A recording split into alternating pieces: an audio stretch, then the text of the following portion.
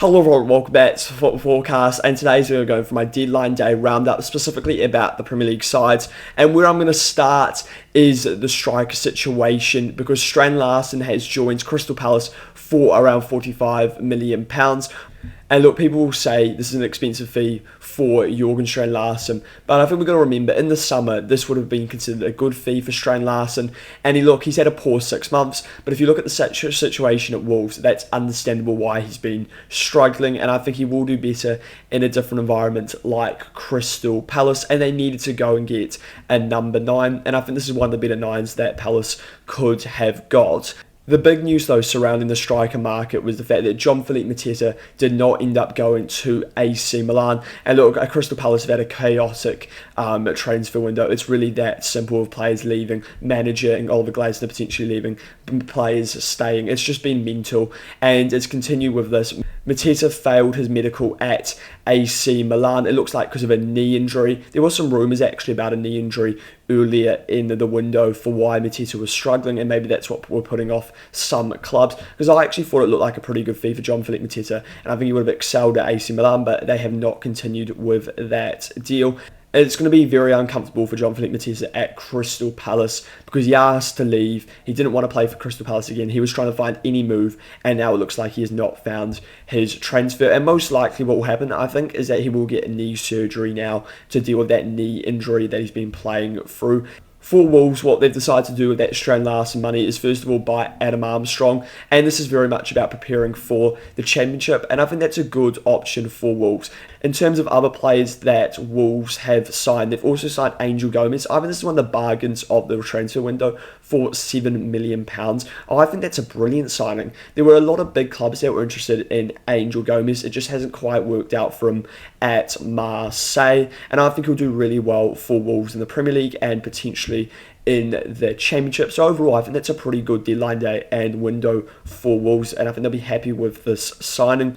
In terms of some other news around Crystal Palace, they were also interested in getting Dwight McNeil on deadline day, but that deal has fell through. And I'm not even sure where Dwight McNeil was actually going to play for Crystal Palace. It was either going to be in one of those 10s you would expect, or as a wing-back. I actually think it made more sense as a wing-back, because I just can't see him working in one of those 10s unless Glasner is switching his system, or maybe it was more signing for the future, because I think Dwight McNeil's best attribute is his crossing, his ability to deliver a great ball from out wide. And if you play in one of those left 10 or right 10, you're not getting the best out of McNeil. Everton also actually signed a winger during this deadline day, and that was Tyreek George, a talented player from Chelsea.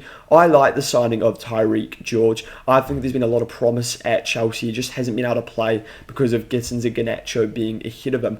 And I think this is a good move from Everton. This looks to me like a replacement for Jack Grealish, whose loan move has been basically cut short because of an injury.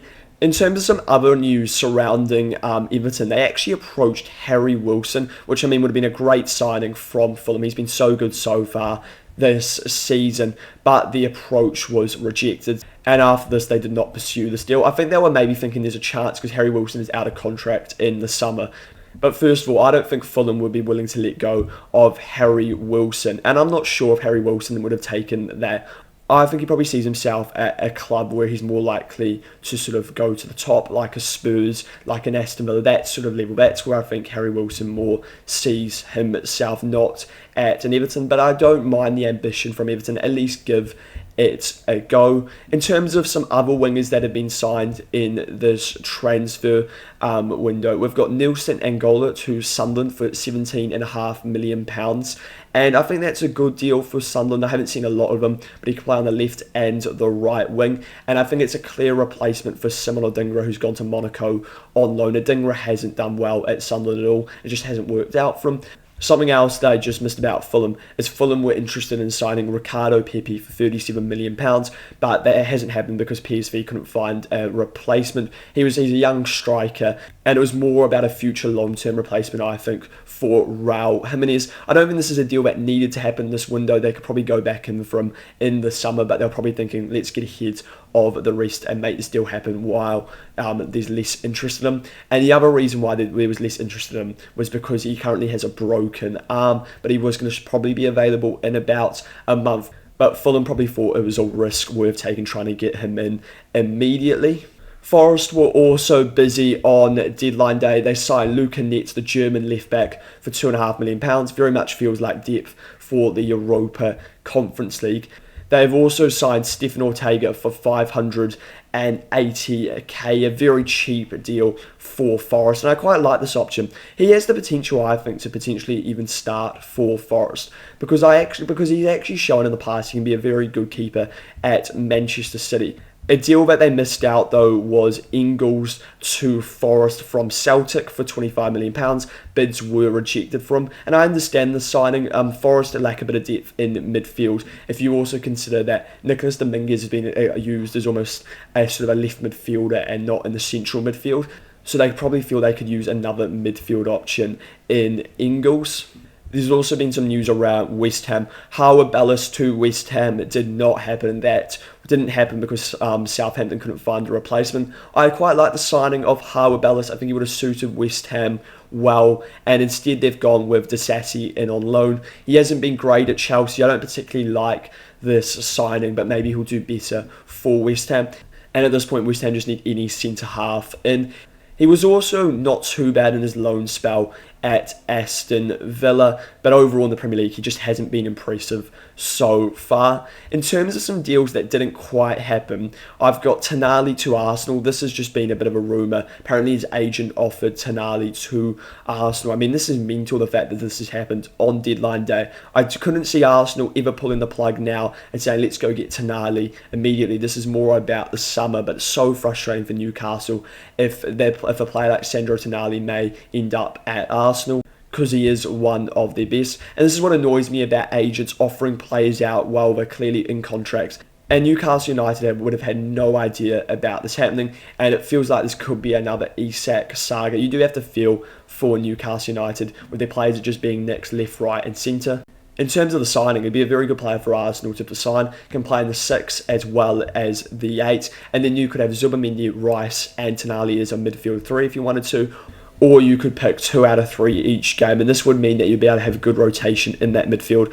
And maybe this is the next step for Arsenal. Some more business that's going to be done in the summer is Jean-Philippe Mateta, and this has been confirmed for €60 million plus €10 million in add-ons. And this deal will not happen now. This is going to happen in the summer. And look, I think this is frustrating for Liverpool. Liverpool needed depth now, and they haven't been able to do this, but at least they're thinking about the summer. When you offer that sort of fee, you would think that at least you'd get the player immediately, but that has not happened in this case. And look, I trust Liverpool scouting. It's a huge fee to pay for a 19-year-old. But we've seen in the past with Liverpool, with Joel Matip, Konate, Van Dijk, they often get the centre-half position spot on. So I'm expecting this to work out for Liverpool, and we won't be talking about an extortionate fee for a player that's been average. Liverpool also need to think about future-proofing because Virgil van Dijk is getting older every year, and at some point you've got to turn to other options, as well as this Konate may leave in the summer on a free. In terms of what this means for Chelsea, who are the other club interested in Jeremy Jacquet, and they were the favourites to actually get him, Mamadou Sarr has returned to the club from Strasbourg from his loan, and he's now another centre-half option for Liam Rossigna for the rest of the season. He's another young French centre-half who's definitely a talent. And I actually said I think Chelsea should recall this player because I'm not convinced by many of their centre-halves, but I don't think he is starting quality. Now I'm just going to go through some transfers that have happened outside of the Premier League that I think are worth talking about. The first one was Kante to Fenerbahce. This still has 4 days to complete. I mean, it's a good signing for Fenerbahce, bringing a player like Kante. And I was sort of thinking, is there maybe a Premier League club that could potentially look at a player like this, even just on loan for the rest of the season? Maybe a Newcastle to allow Tonali and Bruno G to get further forwards. Maybe a Chelsea for some cover for Moises Caicedo. Maybe even a Manchester United. I think there were options for Premier League clubs to explore a deal for Kante, but it's looking like he will join Fenerbahce in Turkey. They still do have 4 days to complete this move because the Turkish transfer window is open for longer. And it's looking like it's going to be an exchange because in the series maybe joining Al Ittihad. And there was actually quite a few Premier League clubs that were interested in the series. I remember Everton looking at this player, but he's now heading to Al Ittihad.